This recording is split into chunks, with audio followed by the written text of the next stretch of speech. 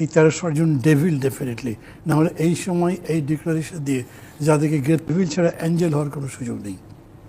আমি প্রথম দাবি করছি এই 1308 জনের ডিটেলস আমাদেরকে জানানো হোক, ন্যাশনাল হুকআপে, টেলিভিশনে আর যে সমস্ত মিডিয়া আছে বলা হোক এই এই লোকগুলোর এই এই পরিচয়, এই এই অভিযোগে, এই এই সন্দেহে তাদেরকে গ্রেপ্তার করেছি। আমি কিন্তু সুযোগ পেয়েছি বলে আপনাদের মাধ্যমে এইটা দাবি করছি, কারণ আমি ব্যাপারটাকে ভালোভাবে দেখছি, অভিপ্রেত অনাকাঙ্ক্ষার, এবং এগুলো যাতে ইমিডিয়েটলি বন্ধ হয়। তার প্রায় সাথে সাথে একটা স্টেটমেন্ট দেওয়া হলো যারা এইভাবে দেশের পরিস্থিতি অস্থিতিশীল করবার চেষ্টা করছে তাদের বিরুদ্ধে কঠোর ব্যবস্থা নেওয়া হবে।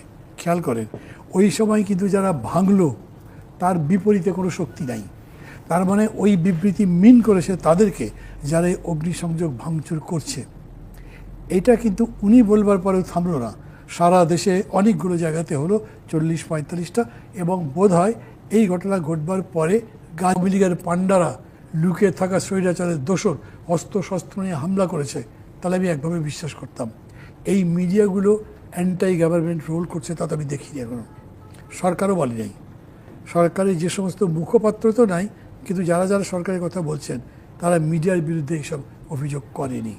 তাহলে পাল্টা হামলা যারা করেছে, যদি আমি শুধু তর্কের খাতিরে ধরে নিই যে হ্যাঁ এরা হচ্ছে আসলে স্বৈরাচারের দোসর, ঘটনা যেগুলো ঘটছে আপনি তার সাথে মিলে মিলে তো কথা বলবেন না। আপনি বলছেন কি এই ডেভিলদের বিরুদ্ধে হামলা চলতে থাকবে, এবং আপনি নিজে যে প্রশ্ন করেছেন who is a devil and who is an Angel, যে পাচার করেছেন তারা তো ডেভিল হওয়ার কথা সবার আগে, তাদের কাউকে ওরকম করতে গ্রেপ্তার করতে পারে নাই।